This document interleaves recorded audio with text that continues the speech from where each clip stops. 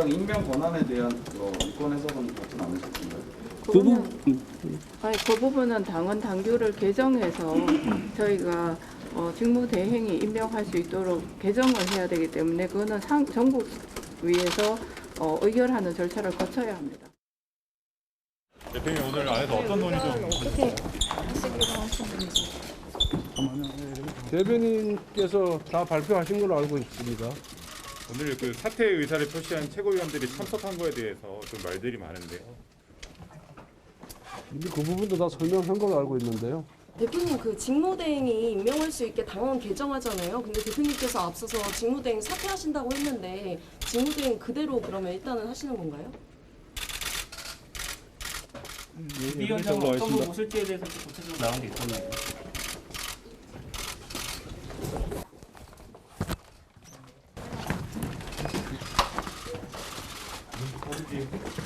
이번 주 금요일에 가능한 건가요? 이제는 전국이 의장한테 넘어갔기 때문에 전국이 의장한테 물어봤습니다. 출 관련해서 비대위원장을 누구로 지명하실지도 좀 논의하셨을까요? 후보군이 좀 추려진 게 있을까요, 대표님? 원외인지 원외 인사인지 정도는 얘기를 하셨을까? 비대위원장과 관련해서 전혀 얘기가 없었습니다. 비대위 기간 관련해서 혹시 얘기가 있어요? 네, 내려가십니다. 네, 김병민 위원장님, 현역 지금 현직 국민의힘 당협위원장을 맡고 계시잖아요. 이제 당과 돌아가는 소식을 누구보다 좀 명확히 알고 계실 텐데 지금 어떤 일정대로 국민의힘 지도부 체제 개편이 논의가 되고 체제 전환이 이루어질 것으로 예상하고 있나요? 일단 지난날 있었던 의원총회 결과에 따라서 의원총회에 나왔던 내용이 기속력을 다 갖고 있는 건 아닙니다만 전체 의원들 대다수의 뜻을 모아서 비대위로 건너가는 것들에 대한 동의들이 좀 이루어졌던 것 같고요. 최고위원회가 사실상 더 이상 최고위로서의 기능들을 상실했기 때문에 비대위로 넘어갈 수밖에 없는 수순인 건 맞는 것 같습니다. 네.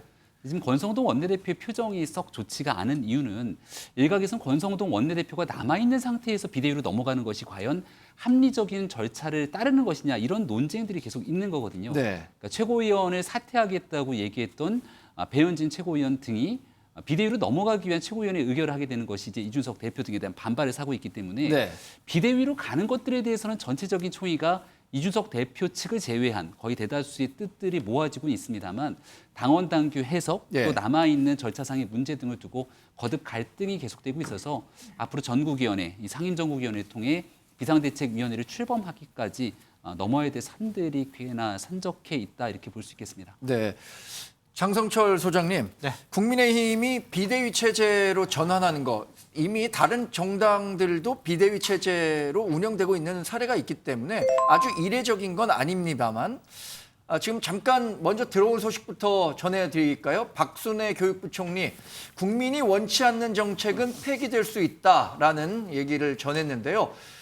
초등학교 입학 연령, 취학 연령을 만 6세에서 만 5세로 1년 하향 조정하는 문제가 불거졌었는데 애초 윤석열 대통령도 이 문제에 대해서 빠르게 좀 진행하라라는 얘기를 전한 것으로 알려졌는데 지금 박순애 교육부총리 국민이 원치 않는 정책은 폐기될 수 있다는 입장을 밝히면서 취학 연령 하향 조정에 관한 논의는 다시 원점으로 돌아갈 수도 있는 분위기가 조성되는 모양새입니다. 박순애 교육부총리 지금 들어온 소식을 전해드리면 국민이 원치 않는 정책은 폐기될 수 있다라고 밝혔는데 취학 연령을 만 6세에서 만 5세로 낮추는 방안에 대한 세간의 여론을 반영한 발언이 나온 것으로 풀이되고 있습니다. 장 소장님 말씀을 좀 이어가겠습니다. 국민의힘이 이렇게 비대위로 가는 건 과거에도 전례가 있었기 때문에 과거 사례만 놓고 보면 그럴 수도 있는 거 아닌가라고 생각할 수도 있는데 이번에 이렇게 좀 더 시끄러운 이유는 어디에 있다고 보세요? 과거의 비대위는요, 당이 정말 비상 상황이어가지고 당내 갈등과 혼란을 수습하기 위해서 비상대책위원회로 간 거예요. 근데 이번에는 다른 게 뭐냐면 비상대책위원회를 만들기 위해서 당을 혼란과 갈등, 최고위원들 사퇴를 시켰어요. 선우가 다른 거죠.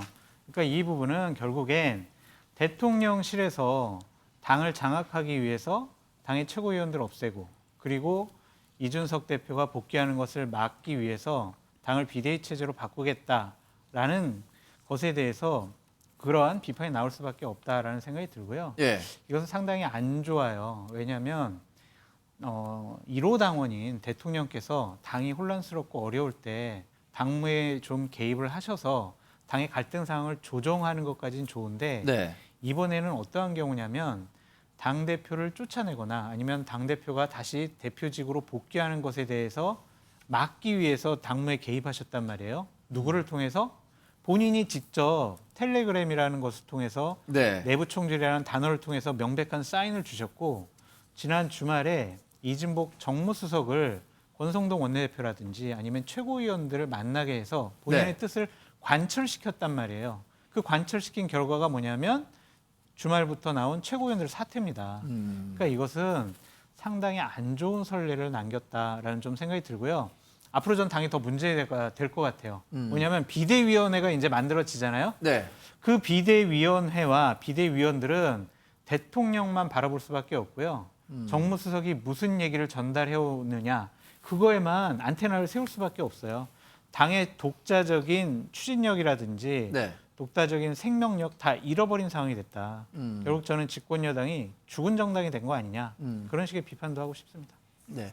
전 의원님, 예. 6일 지방선거에서 민주당이 패배한 후에 민주당도 비상대책위원회 체제로 지금 가동이 되고 있잖아요. 그렇습니다. 그래서 예. 당대표를 뽑기 위한 전당대회를 우상호 비상대책위원장이 준비하고 있는데 사실 이 정당이 이렇게 비상대책위원회로 구성될 때는 일반적인 지도체제가 완성됐을 때와는 좀 어떤 동력이 다른가요? 어떻습니까?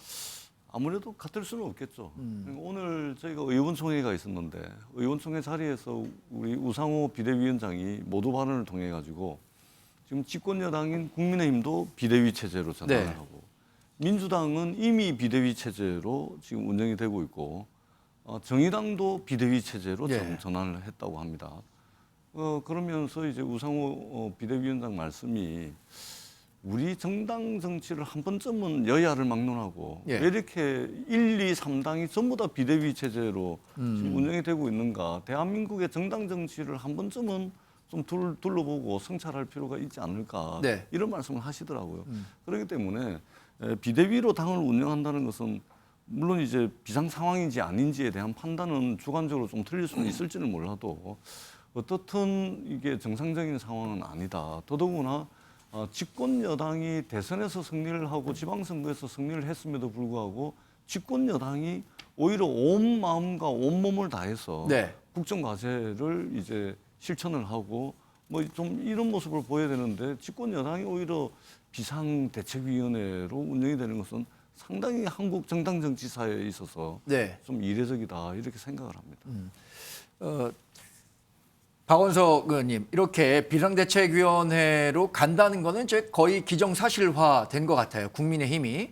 그러면 이 비상대책위원회가 어떤 성격을 갖는 비상대책위원회냐 이런 것도 관심이 쏠릴 수밖에 없을 것 같습니다. 그러니까 차기 당대표를 뽑기 위한 아주 소극적인 역할만 하는 비상대책위원회냐 아니면 당의 혁신 과제를 전부 포함시키는 비상대책위원회가 될 것이냐 또 조기 전당대회가 열릴 것인지 아니면 전당대회가 좀 시간을 갖고 걸릴 것인지에 대한 궁금증도 있어요. 현실적으로 전권을 갖는 혁신 비대위가 네. 되기는 좀 어렵겠죠. 근데 객관적으로 지금 국정 지지율이 많이 떨어지고 또 국정 동력도 갈수록 약해지고 있기 때문에 네.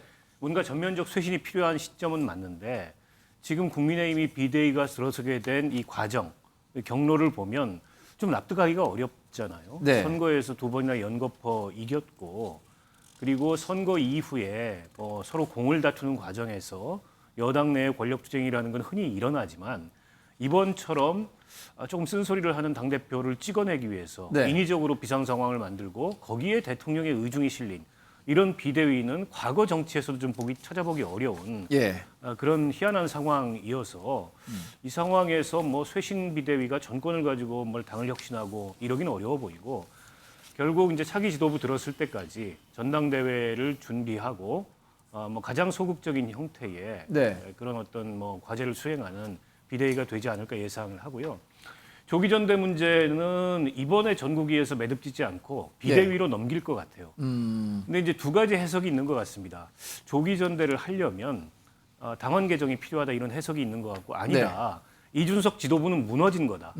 그리고 이제 새로운 지도부를 선출해야 되기 때문에 이전 지도부의 단지 대표 거리 상황으로 해석해서 뭔가 당원을 개정해서 이 조기 전당대회를 치러야 된다는 거는 그건 틀린 해석이다. 네. 그냥 임기 2년짜리 지도부를 새로 선출하면 된다. 이런 주장도 있는 것 같아요. 네. 뭐 어떤 유권 해석이 맞는지 저는 내부자가 아니기 때문에 판단하기는 어려운데 아마 뭐 당내에서 이런저런 토론을 통해서 거치겠죠. 그러나 분명한 건 전당대회 시점을 뭐 내년으로 미루지는 않을 것 같아요. 네. 지도부 공백 사태가 상당히 장기화되고 또 지금 이른바 이제 윤핵관들 입장에서는 이준석 대표 어렵게 쫓아냈는데 내년에 이준석 대표가 징계가 해제되고 나서 전당대회가 열리면 다시 당대표 나와서 다시 당대표 되는 수도 있잖아요. 네. 지금 뭐 여론의 흐름이나 이런 걸 보면은 배제할 수가 없어요. 네. 근데 그런 상황을 원하지 않을 거여서 연내에 전당대회는 열릴 거다.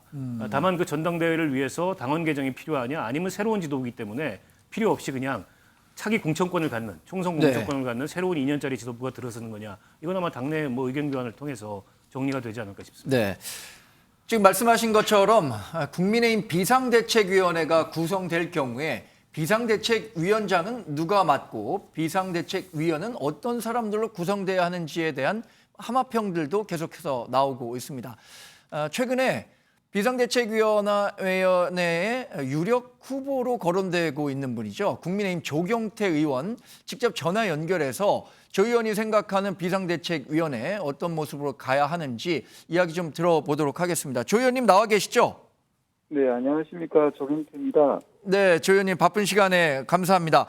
비대위 전환까지 여러 뭐 절차들을 겪어야는 하겠습니다만 이번 주 안에 비대위 출범도 어느 정도 가능하다고 예상하십니까? 네, 저는 최대한 빨리 당내 상황을 수습하기 위해서는 어쨌든 최대한 빨리 비대위가 출범할 수 있도록 하는 것이 매우 중요하다고 보고 있고요. 네. 현재로서는 아마 여러 가지 채널을 통해서 여론 수렴을 하고 있는 걸로 그렇게 알고 있습니다. 네. 일부에서는 이준석 대표가 반발해서 법적인 절차를 통해 뭐 가처분 소송 같은 걸 내면 어떻게 대응할 거냐 이런 부분을 걱정하는 목소리도 있어요. 조 의원님은 어떻게 생각하십니까? 글쎄요. 이준석 대표도 제가 아끼는 후배 정치인 중에 한 사람인데요. 예. 그렇게 무리하게 당이 지금 당 꼬라지가 지금 엉망이지 않습니까? 예. 당의 지지율도 지금 그 어떤 일부 여론조사에는 더불어민주당에 뒤처지기 시작했고 또 대통령 지지율이 지금 20%대로 내려앉는 상태에서 네. 이게 정말 비상 상태로 지금 초비상 상태라 보고 있거든요. 예. 이런 절박함을 누구보다도 잘 알고 있기 때문에 이준석 대표가 그렇게 무리한 그런 어떤 모습은 보이지 않습니다. 네. 사실 국민의힘은 대선, 지방선거 연이어 승리하면서 사실 지금 윤석열 대통령이 집권한 지도 불과 80여 일밖에 되지 않는 상황인데 이렇게 당 지도부와의 불협화음이 나타나고 이런 현실까지 오게 된 배경에는 어떤 원인이 가장 크게 작용했다고 보세요? 저는 윤석열 대통령실도 그렇고 지금 우리 국민의힘도 그렇고 초심을 잃어버린 것 같습니다. 예. 사실은 국민의힘이라는 당의 이미지가 국민께 힘을 주기 위해서 희망을 주기 위해서 당명을 국민의힘이라고 짓지 않았습니까? 네. 그런데 양 선거에서 연거푸 승리하다 보니까 이 정신을 못 차리는 것 같아요. 그래서 지금은 국민의힘이 국민에게 힘을 빼는 그런 정당, 국민에게 희망이 아니라 절망을 주고 있는 그런 정당으로 지금 바뀌고 있는 데 대해서 네. 매우 국민들도 그렇고 당원들도 그렇고 우려를 하고 있습니다. 네. 조 의원님은 이번에 그 당 지도부 개편과 함께 이 부분에 일정 정도 책임이 있는 대통령실에서도 뭐 책임지는 모습이 있어야 한다라는 주장을 펴고 계신 것으로 알고 있습니다. 어떤 의미에서 이런 발언을 하셨는지 궁금합니다. 네, 그렇습니다. 지금은 사실 출범한 지 100일도 되지 않았는데 예. 대통령 지지율이 지금 20%로 내려앉았습니다. 않습니까? 그리고 당 지지율 역시도 지금 민주당이 뒤처지기 시작했다는 것은 이게 상당히 좀 그냥 할 정도로 네. 참으로 이 부분에 대해서 저는 당에만 책임을 지을 것이 아니라 네. 대통령실에서도 대통령을 보좌하고 있는 대통령실에 있는 여러 관계자 역시도 저는 대대적인 인적 쇄신이 이어져야 된다 보고 있고요. 네. 아울러서 정부의 관계자들 중에서 국민들께 빈축을 싸고 있는 내각의 인사가 있다면 과감하게 이번 기회에 좀 인적 쇄신을 해야 된다. 이런 생각을 하고 있습니다. 네, 조 의원님, 지금 비상대책위원장 후보로 거론되고 계시잖아요. 혹시 비상대책위원장을 맡아달라는 요구가 올 경우에 수용하실 의향이 있으신가요? 네, 지금은 당이 백척 간두에 있는 위기 상황이기 때문에 예. 저는 선당후사하는 마음으로 우리 당원들과 국민들께 헌신할 그런 각오는 되어 있습니다. 저는 우리 당을 다시 지지를 다시 회복시키는 역할을 네. 저희에게 그 소임을 맡긴다면은 그런 최선의 노력을 다하겠습니다. 네. 이런 그 구체적인 결심이 서셨다면 임기는 어느 정도로 또 어떤 문제들을 주로 다루실 건지에 대한 보관도 갖고 계신가요? 네, 임기는 그 개인적으로 혼자서 결정할 문제는 아니라 보고 있거든요. 예. 저는 그 많은 당원들과 국민들의 어떤 소통을 통해서 그 적절한 임기를 정해야 된다 보고 있고요. 네. 사실 저 개인적으로는 비상대책위원회가 너무 길어지는 것도 저는 크게 좋지 않다 이렇게 보고 있기 때문에 네. 어쨌든 당을 하루빨리 정상화시켜 내몰아서 저는 정상적인 지도부, 전당대회를 통한 지도부, 새로운 지도부가 탄생하길 바라고요. 네. 그전에 비상대책위원회가 해야 될 일은 당과 정부와 또 대통령실의 인적 쇄신을 통해서 완전히 새롭게 거듭나는 집권당이 될 수 있도록 하는 것이 저는 이번에 비상대책위원회에서 해야 될 책무 중에 하나라고 보고 있습니다. 네. 네, 오늘 바쁘신 와중에 전화 통화 고맙습니다. 네, 감사합니다. 네, 지금까지 국민의힘 조경태 의원과 전화 통화해봤고요. 잠시 이 전화 통화 품질이 좋지 못했던 점은 양해 부탁드리겠습니다. 지금 국민의힘 비상대책위원회 전환에 앞서서 전국상임위원회가 열리기로 되어 있습니다. 오는 5일에 개최되기로 예정이 돼 있는데요. 이 과정에서 이 전국상임위원회를 개최하기 위한 최고위원회를 열었는데 이 최고위원회가 제대로 된 최고위원회에서 적법한 결과가 나왔느냐 이 부분에 대한 또 논란들이 제기되고 있는 상황입니다. 관련한 자료 화면 보시고요. 이야기 이어가겠습니다. 참석하시게 된 이유가 있을까요? 사퇴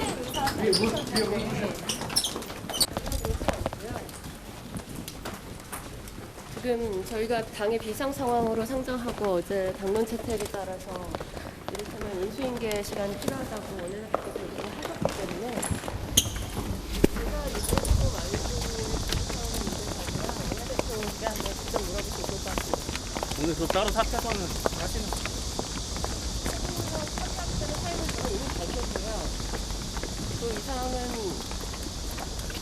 오늘 자리를 요청하신 원내대표실에 한번 문의해 보겠습니다. 다른 최고위원들의 사퇴를 위장사퇴라고 비판하고 있거든요. 거기에 대해서 이제 그 사퇴를 하고자 하는 다 이제 진정한 의사고 이제 거기에 대해서 당에서 지금 일단 과도기 그 전환하는 과정에서 최고의 기능이 남아있기 때문에 그래서 수리가 안 된 거죠 당에서. 의원이 아까 전에 하셨던 말씀 사퇴서를 내셨는데 수리가 안 됐다는 말씀이에요? 그래서 사퇴 의사를 밝혔는데 이제 당에서는 이제 일단 아직 수리가 안 된 거죠. 사퇴서는 언제 내실 예정이세요? 사퇴서는 저는 이미 그 제출을 했습니다. 그럼 배현진 최고도 사퇴서를 제출을 하신 거죠? 배윤진 최고는 모르겠습니다. 조수진 최고가 사퇴서를 낸 사퇴서를 냈습니다. 예, 그래서 제적 수에서 제외를 했습니다. 근데 사퇴 의사를 표명한 두 분의 최고위원이 오늘 최고위에 참석하는 게 위장 사퇴 쇼다 이렇게 김용태 최고위원이 이야기했는데. 예, 그 부분은 사퇴 의사를 표명을 하더라도 사퇴 의사 그 사직원이 당 기조국에 제출돼서 수리되지 않으면 법률상으로는 아직까지 사퇴가 된 것이 아닙니다. 우리가 사직할 때도 마찬가지지 않습니까? 그리고 기본적으로 우리가 비대위가 출범하기 전까지는 최고위원회 최소한의 기능을 유지를 해야지 어떤 급박한 상황이 발생했을 때 대처를 할 수 있지 않겠습니까? 그래서 오늘 회의에서도 최고위원들께 좀 그 사직서를 제출하는 것을 좀 보류를 해달라고 말씀드렸습니다. 네, 오늘 국민의힘은 최고위원회 회의를 개최했습니다. 어제 있었던 의원총회에서 당이 비상 상황이어서 비상대책위원회 체제로 가야 된다라는 점을 의결했고 이것을 공식적인 절차를 통하기 위해서 최고위를 개최했는데 권성동, 성일종, 배현진, 윤영석 이렇게 4명의 최고위원이 참석해서 전국위원회 소집을 의결했습니다. 그런데 이 가운데 배현진, 윤영석 최고위원은 이미 사퇴 의사를 밝혔는데 과연 최고위원회에 참석해서 의결에 참석한다는 것이 적법한 절차였느냐 이 부분을 두고 논란이 좀 일고 있는 것 같습니다. 장 소장님, 네. 이 부분은 어떻게 예상하세요? 지금 반대 측과 찬성하는 측에서 여러 논란이 좀 있는 것 같은데요. 대단히 잘못된 거죠. 최고위원 사퇴라는 것은 정치적인 행위로 봐야지. 그것이 네. 사직서를 제출했다. 사직서가 수리가 안 됐다. 사직서를 그럼 기조국장한테 제출해가지고 기조국장이 그럼 사퇴서를 받아들이면 최고위원이 사퇴하는 겁니까? 네. 그것은 말이 안 되고 선언적인 의미로 봐야 될 것 같은데 저게 이제 웃긴 상황이 뭐냐면 왜 비대위원회로 가냐? 예. 최고위원회가 기능을 상실한 비상 상황이기 때문에 비대위로 가자는 거잖아요. 네. 근데 지금 최고위원회는 정상적으로 활동을 하고 있는 것으로 보여지잖아요. 그러면 왜 비대위로 갑니까? 이거는 답을 정해놓고 문제를 푸는 것이다라고 볼 수밖에 없고요. 저분들은 결국에는 비상 상황 호소인 아니냐 예. 이렇게 볼 수밖에 없어요. 집권 여당 아닙니까? 그리고 지난 시절에 문재인 정권 하에 민주당이 당원 당규를 어겨가면서 당원 당규를 자기들의 입맛대로 바꿔가면서 예. 무리한 일들을 했을 때 국민의힘 의원들 저 같은 사람 얼마나 비판 많이 했습니까? 네. 그럼 이제 저런 모습 어떻게 할 거냐고요. 이거는요 민주당에 대해서 실망을 한 국민들이 정권 교체를 해주셨는데 이거는 똑같이 닮아가는 거다. 이거 국민들이 조용히 보고 계시다가요 나중 되면 이런 거 쌓아가지고 선거 때 심판하세요. 네. 제발 저런 비상식적인 해명, 행동 하지 않았으면 좋겠습니다. 네. 당장 이 부분에 대해서 이제 이준석 대표라든가 이준석 대표와 비교적 가까운 김용태 최고위원, 정미경 최고위원은 절차상의 문제가 있었던 것이라는 요지에 비판 성명을 내놓고 있습니다. 그런데 김병민 의원님, 예. 지금 당에서 설명하는 건 사직서를 냈다고 해도 사직서가 완전히 처리되기 전까지는 정식 사직이 되지 않는 상황이기 때문에 절차상 문제가 없다라고 얘기를 하고 있는 것 같아요. 그럴 거면 조수진 최고위원의 사직서도 처리를 하지 말아야죠. 근데 조수진 최고위원이 참여를 하지 않으니까 네. 조수진 최고위원의 사직서는 처리하면서 의결정 조수를 맞추기 위한 절차들을 하나둘씩 밟아가니까 네. 김용태 최고위원, 정미경 최고위원 그리고 이준석 대표가 이것 봐라 하고 비판하기 좋은 빌미를 준 것 아니겠습니까? 네. 지금 당이 굉장히 혼란스럽고 어려운 위기 상황이라면 모두가 다 뒤로 물러나서 이 위기를 극복하기 위해 나아가야 되는데 나는 이 부분에서 어느 정도 살 수 있는 공간을 열어두고 다른 사람에 대해서는 살 수 없는 그 형국을 만들어내기 시작하는 순간 꼼수라는 비판을 면하기가 네. 굉장히 어려울 겁니다. 앞서 장 소장님이 얘기해 줬던 내용 중에 핵심적인 내용은 최고위원회의 기능이 마비가 됐기 때문에 비상대책위원회로 가는 건데 그 네. 최고위원회가 의결하는 것 자체가 모순이 아니냐. 여기에 대해서 설명할 수 있는 얘기가 없거든요. 그러니까 이거를 깔끔하게 풀어내는 가장 간단한 방법은 권성동 원내대표가 사실상 사직을 하게 되면 예. 김용태 최고위원, 정미경 최고위원 2명만 남아있다 하더라도 최고위원의 기능이 아예 무력화되는 겁니다. 네. 그럴 경우에는 최고위 의결을 하든 안 하든 어쩔 수 없이 비상대책위원회를 가는 거거든요. 그러면 권성동 원내대표의 책임론이 부각이 되고 있습니다만 지금 권성동 원내대표는 원내대표 사임에 대해서는 말을 아끼고 있는 상황이잖아요. 그러니까 이 상황에서 권성동 원내대표에게 모든 책임을 묻는 것도 무리가 있습니다만 이준석 대표에게 책임이 있다면 권성동 원내대표를 비롯한 모든 지도부의 책임이 있기 때문에 다 뒤로 물러날 때만이 비상대책위원회가 정상적인 가동이 될 겁니다. 네. 근데 지금은 비상대책위원회는 만들고 싶은데 이준석 대표는 안 되고 또 권성동 원내대표는 되면서 누군가는 같이 그 뒤에 입김을 불어넣는 듯한 모습이 연출되게 되면 지금 국민의힘이 이 빠지고 있는 지지율에서 제대로 갈 길을 찾고 있는 거야라고 하는 비판에 직면할 여지가 있기 때문에 당에서는 당원 당규에 대한 해석 여부를 두고 지금 설왕설래할 때가 아니라 정말 모두가 국민 앞에 죄송스러운 마음으로 고개를 숙이고 뒤로 물러나면서 진짜 한번 잘해보겠습니다라는 마음으로 비대위를 하지 않으면 그 다음은 어떤 비상대책위원회건 그 다음 전당대회를 통해 지도부가 돌아오게 되더라도 그 남은 기간에 다 채우는 것이 아니라 국민으로부터 거센 질타를 받을 수 있다는 점, 이 점을 진짜 명심해야 될 것 같다는 생각입니다.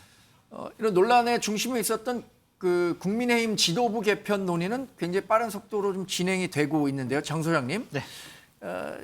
지금 이준석 대표는 어떤 입장인가요? 지금 전국 순회하면서 여러 여론전을 벌이고 있는 것은 우리가 목도하고 있습니다만. 당원들을 많이 만나고 있고 당원 가입을 독려하고 있습니다.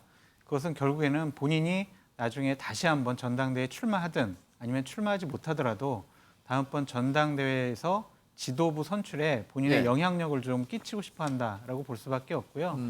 저러한 이제 좀 비상식적인 일들이 당에서 벌어진 것에 대해서 법적인 소송을 할 거 아니냐, 가처분 신청을 할 것이 아니냐, 그런 이제 얘기도 나오는데 저는 어떻게 할지는 아직 결정을 못한 것 같아요. 왜냐하면 많은 중진 선배 의원들이 이준석 대표한테 그러지 말아라, 좀 차분하게 대응해라, 그리고 가처분 신청하지 말아라 라고 제안을 하면 이준석 대표가 그 부분에 대해서는 답을 안 한대요. 그러니까 묵묵부답이래요. 그러니까 지금 어떻게 본인이 처신해야 될지 아직 결정을 안 한 것 같고요. 저는 국민의힘 너무나 안타까워요. 대선도 이기고 지선도 이겼잖아요. 그래서 정말 단합을 해서 제대로 국정 운영을 뒷받침을 하면 다음번 총선에서도 이길 가능성이 있는데 이렇게 당권, 공천권을 두고 싸우는 저런 모습을 보이면은요, 다음번에 정말 어려운, 서울의 어려운 지역을 갖고 있는 우리 김병민 위원장 같은 분은 어떡합니까? 지금 최고위원들 봐보세요. 윤영석, 배현진, 권성동, 예를 들면 지금 핵심적으로 관여하고 있는 장제원, 이런 분들은 지역구가 상대적으로 좋아요. 이런 분들은 저렇게 당이 혼란스럽고 비상식적이고 국민들께 합리적인 설명이 안 되더라도 다음번 총선에서 당선될 가능성이 있지만 어려운 곳에서 지금 열심히 일하고 있는 당협위원장분들 다음번 선거 어떻게 할 거냐고요. 저는 이 부분을 걱정하는 겁니다. 박원석 의원님, 이준석 대표와는 방송 활동을 통해서 여러 차례 교류를 좀 하셨죠. 상대적으로 이준석 대표에 대한 이해도도 좀 높으실 테니까 이준석 대표가 지금 여러 행보를 이어가고 있습니다. 전국 순회하고 온라인 당원 모집하고 그래서 잠재적 우군들을 확보하는 노력들을 하고 있는데 결국에 이준석 대표는 어떤 식의 활로를 모색할 거라고 예상하세요? 지금은 일단 본인이 할 수 있는 정치를 하고 있다고 생각하고요. 일종의 여론전을 펴는 거죠. 일각에서는 이준석 대표가 이 상황을 받아들일 수 없기 때문에 법적 대응이나 이렇게 나서지 않겠는가 이런 관측도 있는데 저는 그런 대응은 하지 않을 것 같아요. 실효성을 거두기도 어렵고 물론 여러 가지 지금 무리수가 동원이 되고 있습니다. 특히 이제 오늘 아침에 최고위원회도 마찬가지고. 근데 그렇다 하더라도 정당이라는 게 이제 고도의 자치를 보장받는 영역이기 때문에 법원이 아주 절차적인 결함이 있거나 아니면 정치적으로 큰 어떤 문제가 있지 않은 이상 개입을 잘 안 할 거예요. 자칫 법원에 이걸 가져갔다가 그 결정의 정당성만 부여해주는 그런 결과를 낳을 수도 있고 이준석 대표가 그걸 모르지 않기 때문에 그런 대응은 하지 않을 거로 예상을 하고 다만 이 상황을 정치적으로 승복할 수는 없겠죠. 결국 이준석 대표는 지금 여론을 보면 어쨌든 윤 대통령이나 윤핵관들이 좀 너무하다라는 그 이준석에 대한 동정론, 또 이준석 대표에 대한 지지 이런 것들이 있거든요. 지금 당대표 여론조사를 해보면 차기 당대표에서도 이준석 대표가 여전히 우위에 있는 걸로 나오고 그러나 이제 차기 당대표에 도전할 기회가 봉쇄될 수 있을 텐데 그럼에도 불구하고 강력한 이 여당 내 야당의 진영을 혹은 그런 이미지를 전 구축했다고 봅니다. 이제 그걸 기반으로 당내에서 일종의 자기 정치를 할 거고 윤핵관들하고 계속 이제 이 긴장 관계를 만들어 나가지 않을까 예상이 되고 물론 개인적으로는 실현이에요. 어떻게 실현이 아니겠습니까? 이게 대통령과 맞서는 형국이 됐는데 그러나 또 한편으로 보면 그런 실현이 이준석이라는 정치인에게 정치적 자산이 되는 측면도 있거든요. 그래서 또 위기는 뭐 전화위복이라고 이 화를 또 이 위기를 어떻게 극복하느냐에 따라서 이준석이라는 정치인의 앞으로의 가능성, 네. 또 앞으로의 뭐 전망 이런 것들이 열리지 않을까 싶습니다. 네. 국민의힘 내에서도 이준석 대표의 행보, 어떤 식의 행보를 보일 것인지에 대한 관심이 커지고 있죠. 그래서 당내에서 나오는 이준석 대표의 이 향배, 어떤 식으로 움직일지에 대한 내용도 한번 들어보겠습니다. 만약에 조기 전당대회로 가서 다음 대표를 뽑게 된다 그러면, 선출하게 된다 그러면은 이준석 대표로서는 돌아올 여지가 지금 없어지는 겁니다. 그런데 현재 비대위 체제는 그것은 아니거든요. 이게 비대위가 기간을 어떻게 잡고 성격을 어떻게 잡느냐에 따라서 이준석 대표의 그 대응이 좀 달라지지 않을까, 저는 뭐 그렇게 생각을 합니다. 이제는 하도 안 되니까 최고위 기능을 상실시키려고 순번을 정해놓고 마치 한 사람씩 지금 사퇴를 하고, 저는 처음에는 설마 했거든요. 근데 이제 지금 와서 보니까요, 이준석 대표를 내쫓으려고 하는 거였구나. 그게 다 드러났다는 생각이 드는 거예요. 네, 재밌는 것은 이렇게 이준석 당대표에 대한 뭐 여론의 관심이라고 할까요? 이게 높아지다 보니까 재미있는 여론조사 결과도 나왔습니다. 범보수 차기 대권주자 적합도를 봤더니 한동훈 법무부 장관이 13%로 1위를 했고요. 이준석 당대표가 9%를 기록하면서 오히려 안철수 의원을 넘어서는 이런 여론조사 결과도 나왔는데요.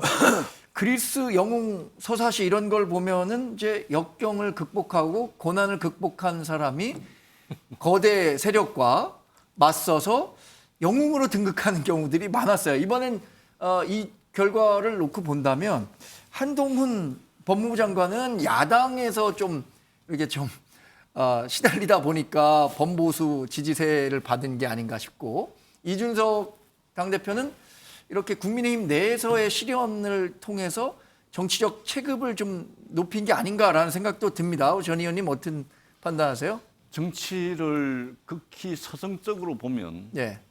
우리 앵커님 말씀대로 그렇게 해석을 할 수가 있습니다. 예. 근데 지금 한동훈 법무부 장관이 13%입니까? 그러니까 이준석 대표 9%, 뭐 홍준표, 안철수, 뭐 한동훈 해가지고 9%, 10%, 11%, 12%, 13%. 예. 사실은 별 의미가 없는 것이죠. 그리고 더더구나 한동훈 법무부 장관의 경우에는 윤석열 대통령과 한 몸이라고 보시면 되는 겁니다. 네. 그러니까 지금 현직 대통령 아니겠습니까? 그리고 현직 대통령이 비록 지지율은 떨어져 있긴 하지만 집권 초반에 대통령이 가지고 있는 막강한 권력, 파워, 예. 힘, 뭐 이런 것이 있는 것이거든요. 이런 것이 한동훈 가장 아끼는 최측근, 한 몸이나 다름없는 한동훈 장관에게 투영이 된 것으로 보여지기 때문에 지지율로서는 뭐 충분히 만끽하실 수는 있으나 크게 의미 없다 이렇게 보여지고요.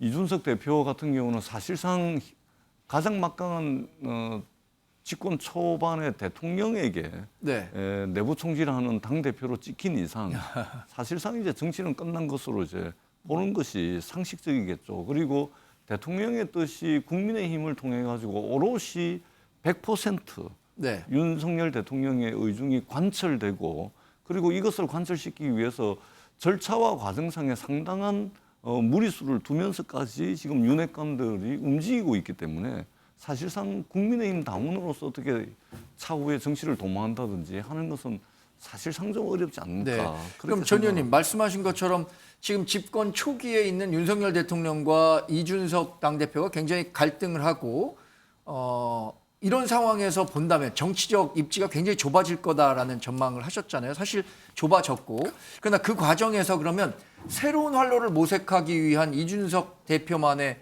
정치해법 이런 것들 생각해 볼 수 있지 않을까요? 사실은 지금 이준석 대표가 SNS에 글을 올리고 뭐 울릉도도 가고 포항도 가고 뭐 완도도 가고 제주도도 가고 지지자들 만나고 있는데 사실은 부질없는 짓이죠. 힘으로 밀어붙이는데 더더구나 집권 초에 지지율이 떨어져 있는 대통령이라 하더라도 막강한 힘을 가지고 있는 현직 대통령이 그리고 그 주변의 윤핵관들이 힘으로 몰아붙이는데 저기서 배겨날 수 있는 정치인이 누가 있겠습니까? 그렇기 때문에 사실상 이준석 대표가 선택할 수 있는 어떤 법적으로 쟁송을 벌인다든지 예. 아니면 장외에서 지금 벌이고 있는 저러한 것들은 사실은 부질없는 것이죠. 그래서 이전에 윤석열 대통령이 정치에 처음 입문했을 때 윤석열 후보를 위해서 비단 주머니 5개인가요? 예. 준비를 했다 그러는데 정작 자기 자신을 위한 비단 주머니를 준비했어야 되는데 네. 지금 상황이 이제 이렇게 됐다라고 보고 정치라는 게 이렇습니다. 한순간에 이렇게 훅 가기도 합니다. 예. 그래서 이제 권력이 비정하고 엄혹하다라고 네. 우리가 표현을 원래 하는데 직접 플레이를 하는 사람보다는 그것을 관전하는 사람들, 훈수드는 사람들이 훨씬 더 많은 수를 보게 마련이죠. 아무래도 본인의 문제는 이제 자신의 눈으로밖에 볼 수가 없는 것이죠. 그래서 뭐 당을 달리하는 저희들이 지금 볼 때는 예.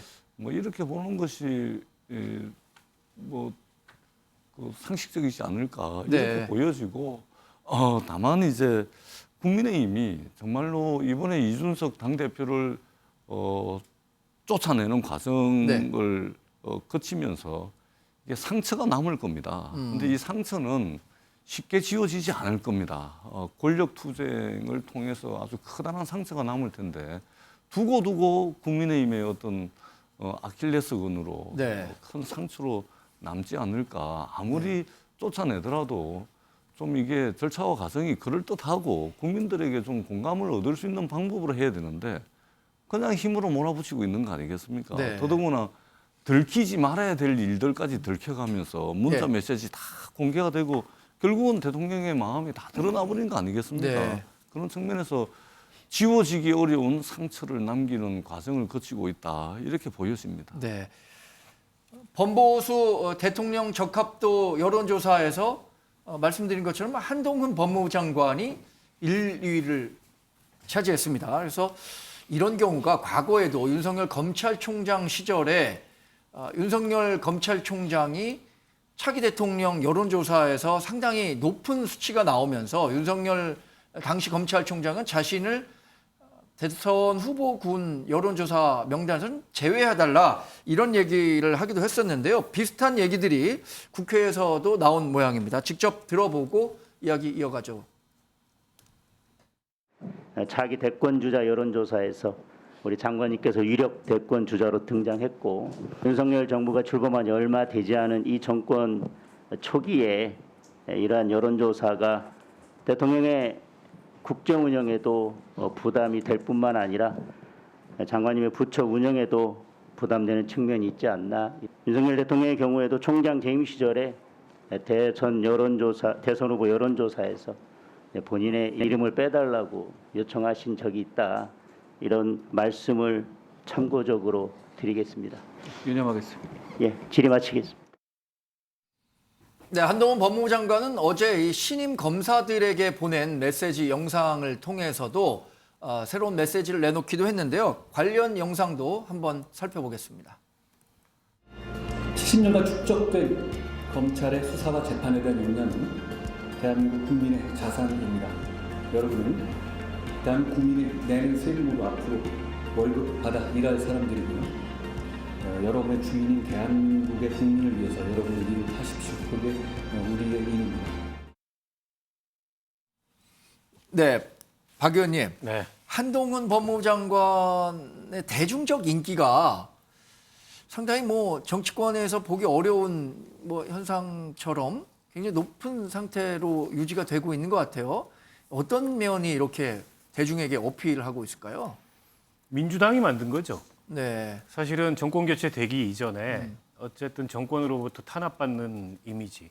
그럼에도 불구하고 예. 검사직을 그만두지 않고 꿋꿋하게 원칙과 소신을 가지고 버텼다. 이런 이미지가 한동훈 장관을 법무부 장관으로 만든 거 아니겠습니까? 예. 윤석열 대통령의 측근이기도 하고.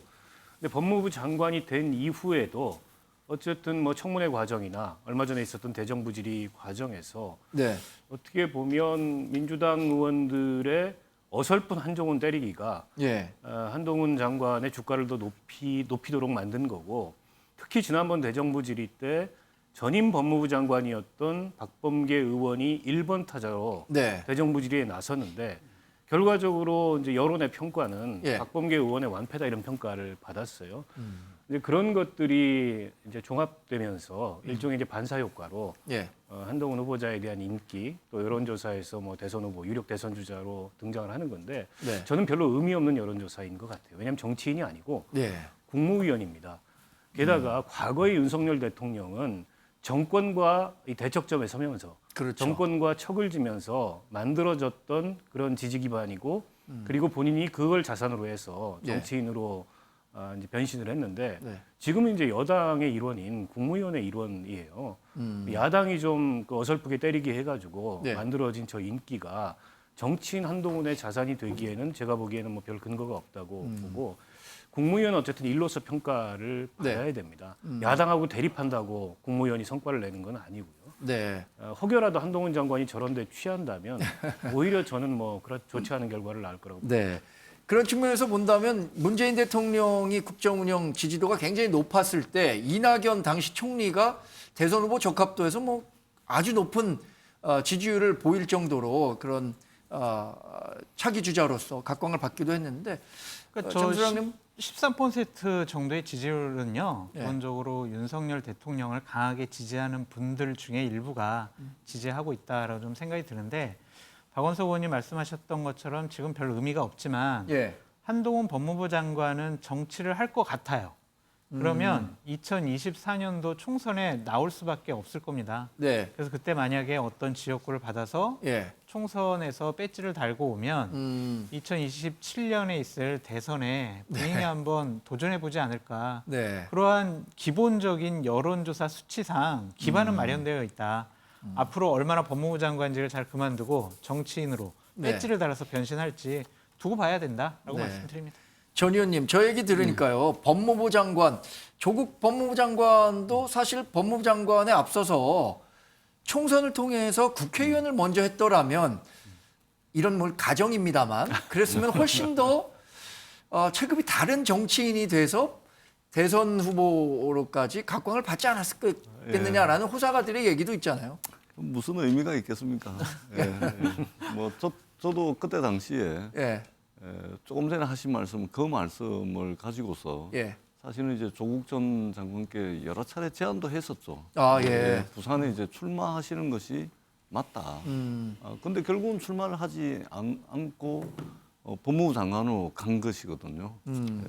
그러기 때문에 뭐 이게 순간의 선택이 인생 자체를 완전히 바꿔놓은 그런 결과를 낳았는데 지금 한동훈 장관의 저 지지율은 그 윤석열 대통령과 한 몸이기 때문에 나오는 것이고 어떤 정치인의 역량, 자질 뭐 이런 것들은 추후에 어떤 모습을 보이느냐에 따라서 저는 뭐 달라질 수 있다 그렇게 생각을 합니다. 네, 지금까지 국민의힘 지도부 개편 논의와 관련한 얘기를 네 분과 나눠봤는데요. 다음 주제는 대통령실을 둘러싼 쇄신 목소리 함께 짚어보도록 하겠습니다.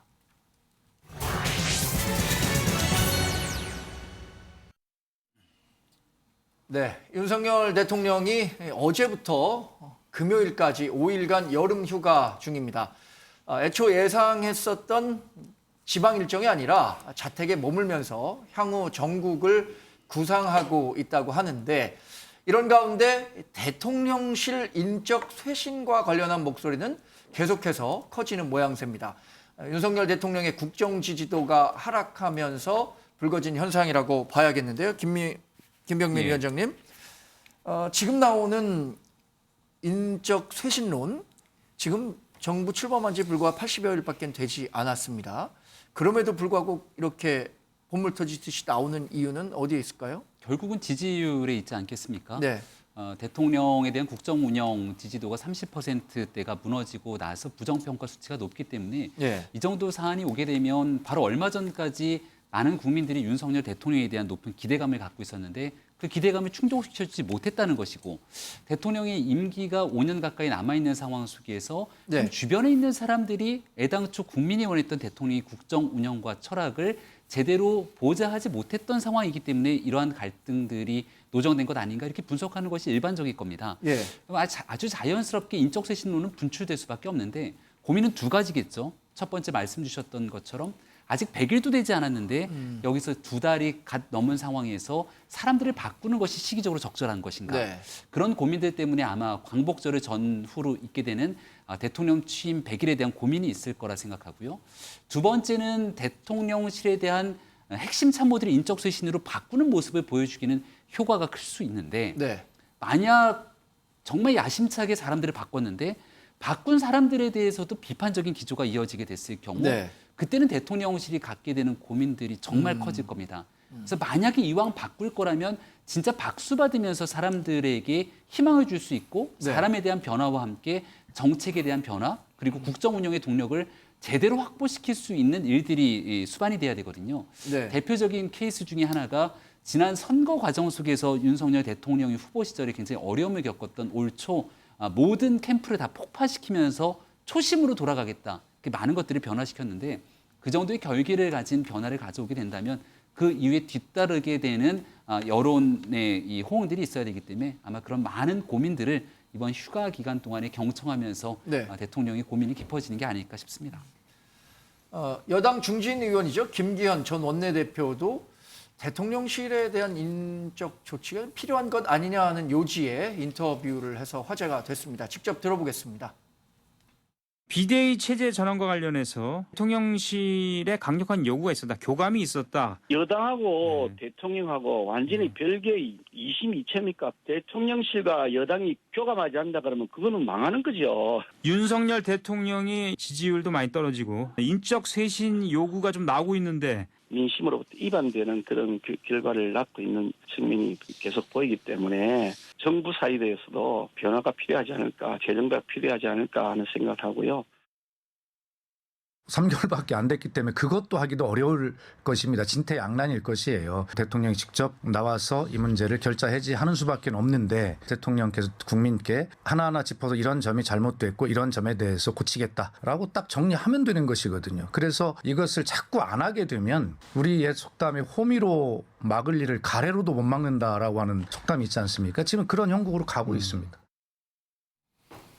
네, 관련해서는 김대기 비서실장이 지난주에 사의를 표했었다라는 언론 보도도 나오기도 했었는데요. 대통령실에서는 즉각 부인했죠.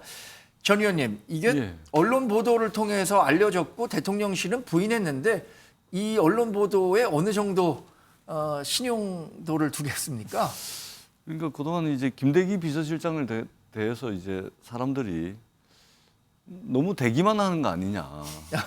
네. 출전을 하지 않고. 네. 그래서 70일이 지났어야 대통령실 기자실을 찾아가지고 기자들이 완전히 벙쪘다는 거 아닙니까? 제가 누군지 아십니까? 이러면서. 기자들이 굳이 알아야 될 필요가 없는 것이죠. 그날 이제 주말이었는데 기자들이 아마 굉장히 화제거리가 됐다라는 이야기를 저도 전해 들었는데 그런 측면에서 봤을 때 굳이 사표를 냈을 정도의 눈치가 있었을까 싶어요. 근데 제가 보기에는 윤석열 대통령께서 8월 5일 날 휴가가 끝이 나게 되면 휴가가 끝나고 난 뒤에 국민들 앞에 서서 무슨 말씀을 하실 텐데 이 메시지 그리고 그 메시지를 뒷받침할 수 있는 조치 이것이 저는 지금 현재 윤석열 대통령의 국정 운영 동력을 확보할 수 있느냐 없느냐 굉장히 중요한 변곡점이 될 거다. 그렇게 생각을 하는데 이 변곡점을 가르는 가장 중요한 두 가지가 저는 첫 번째는 비상대책위원장을 누구로 세울 것인지 두 번째가 인적 쇄신이라고 생각을 합니다.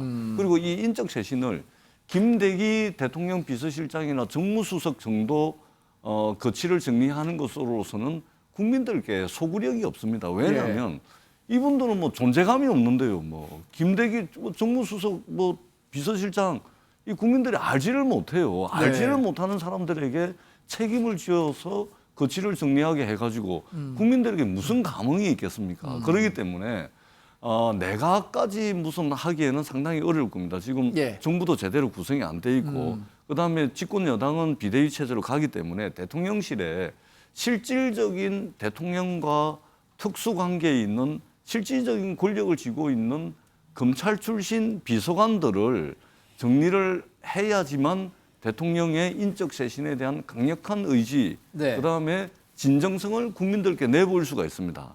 그렇기 때문에 비서실장과 정무수석이 아니고 네. 검찰 출신의 대통령실의 비서관들 6명. 네.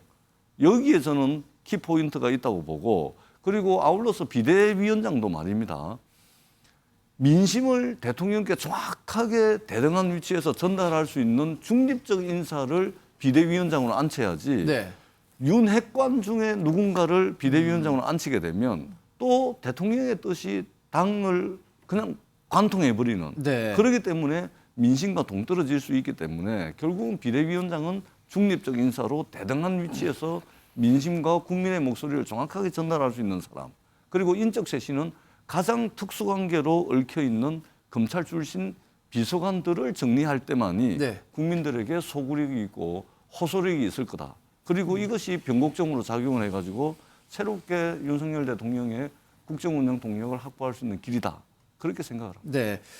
윤석열 대통령 지금 여름 휴가 중인데 심기가 그렇게 편치는 않을 것 같다는 생각이 드는 건 지금 나왔던 인적 쇄신론은 물론이고 또 다른 논란이 또 언론을 통해서 제기됐는데 무속인 전모 씨가 이권에 개입하는 정황이 포착돼서 대통령실이 조치를 취하고 있다. 이런 기사가 있었어요. 이 박원석 의원님 이 내용은 어떤 겁니까? 뭐 언론에 그런 보도들이 나와서 예. 지금 아마 대통령실에서도 확인에 들어간 것 같고 지난 대선 때 캠프에 참여했다 이런 논란이 있었던 분이잖아요. 이른바 건진법사로 알려져 있고 네.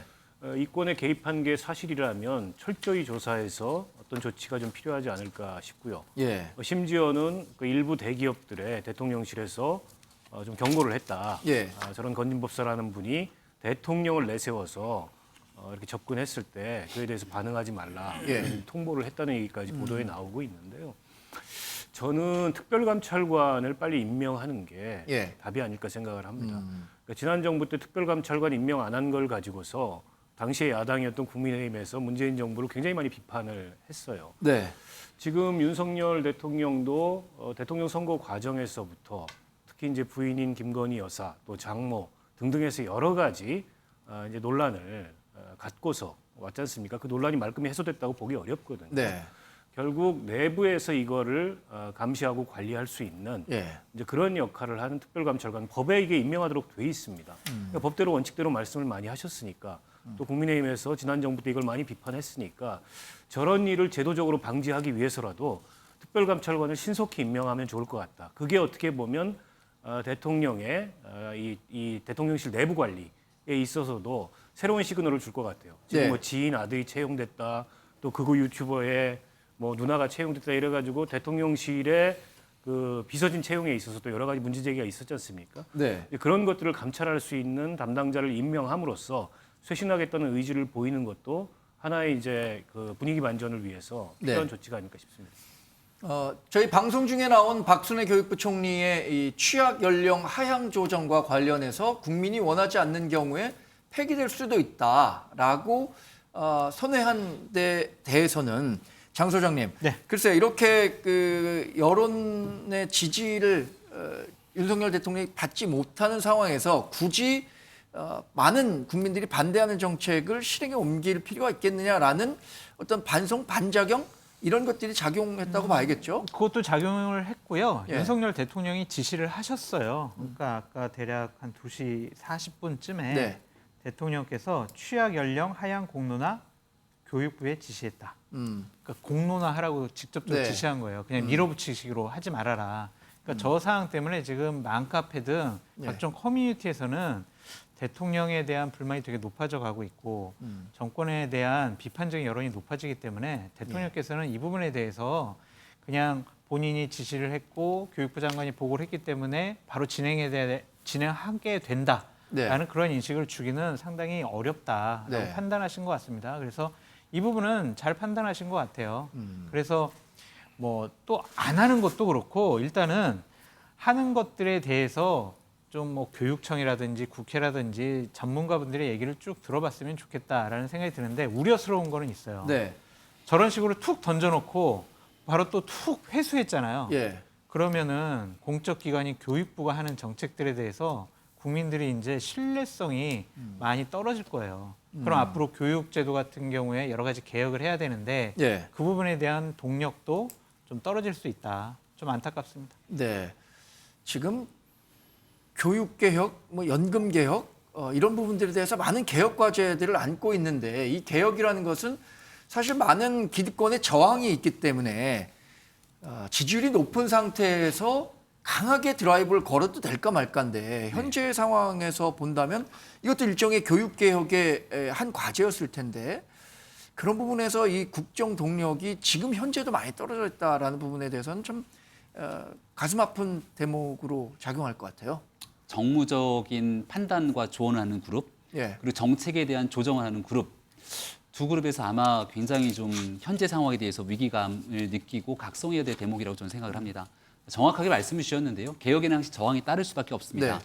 그렇기 때문에 그 저항을 이겨내기 위해서 개혁 추진자는 충분하게 개혁에 함께 뜻을 확보할 수 있는 동력을 가져가야 되고요. 그렇죠. 그러기 위해서 이 개혁에 대해서 드라이브를 걸 수 있을 때 가장 강력한 여론의 지지를 받을 수 있는 적절한 타이밍과 네. 사회적 분위기, 사회적 합의를 끌어낼 수 있는 동력들을 확보해야만 합니다. 아마 지금 시점에서 청와대에 들어가고 난 다음 대통령의 지지율이 30%가 넘지 않는데 용산으로 나와서 대통령실을 이전하겠다라고 했으면 용산 시대를 열기는 어려웠을 거라고 저는 생각을 네. 합니다. 그러니까 그만큼 어려웠던 개혁 과제들을 처음 시작해서 대통령이 용산 시대를 열어가면서 그래도 네. 소통하는 대통령, 권위의식을 갖고 있었던 청와대 시대를 마감하게 되는 긍정적인 면들을 국민께 보여주지 않았습니까? 네. 아마 대통령 입장에서도 연금개혁, 노동개혁, 교육개혁 하고 싶은 무수히 많은 국정 과제들 또 국민들과 함께 반드시 수행해야만 되는 일들이 산적해 있을 거라고 생각하는데 그런 일들을 하기 위한 동력을 확보하기 위해서라도 국정 운영의 대통령 지지율을 끌어당겨야 되고 그 일을 위해서 해야 되는 우선순위가 뭔지는 아마 대통령실에서도 네. 이미 이쯤 되면 충분히 다 숙고하고 있을 거라 생각합니다. 전 의원님, 그런데 이렇게 국정 지지율이 하락하고 하니까 야당, 그러니까 민주당에선 여러 윤석열 대통령에 대한 비판 수위를 높이고 있어요. 박홍근 원내대표 얘기도 그렇고요. 저희가 준비한 화면이 있으니까 이야기를 들어보고 전 의원님 얘기 또 들어보겠습니다. 대통령 가족과 친인척 측근 비리는 정권뿐 아니라 나라의 불행까지 초래합니다. 박근혜 정부 시절 청와대의 공적 시스템을 무력화시킨 비선실세 최순실의 국정농단은 헌정사상 초유의 대통령 탄핵으로 이어졌습니다. 경고합니다.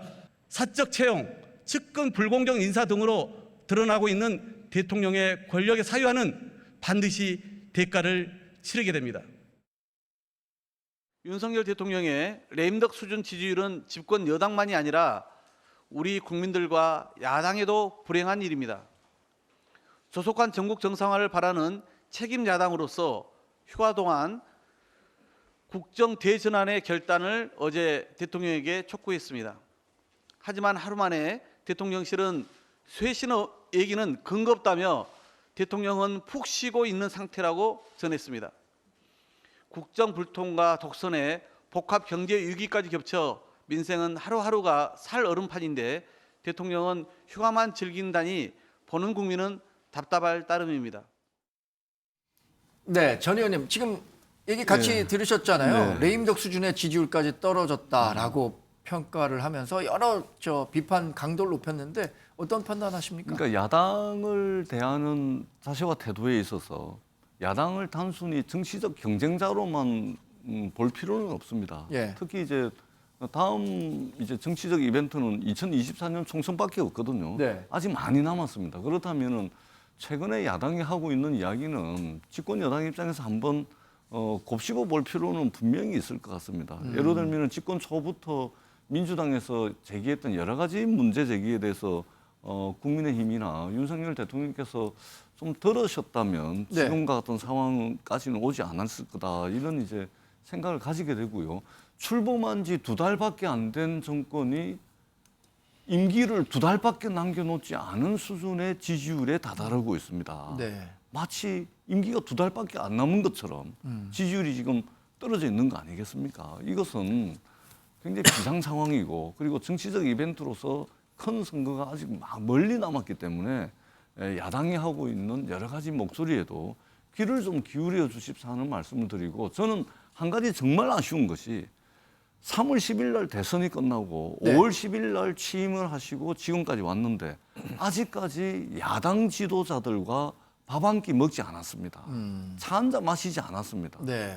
저는 굉장히 이것은 이 정치력이 있고 없고를 떠나가지고 네. 굉장히 문제가 있다. 저는 한 번쯤은 정말로 좀 야당의 목소리에도 귀를 기울여야 될 시점이 왔다. 그렇게 네. 생각을 합니다. 그동안 국민의힘 대통령실과 관련한 이야기 짚어봤고요.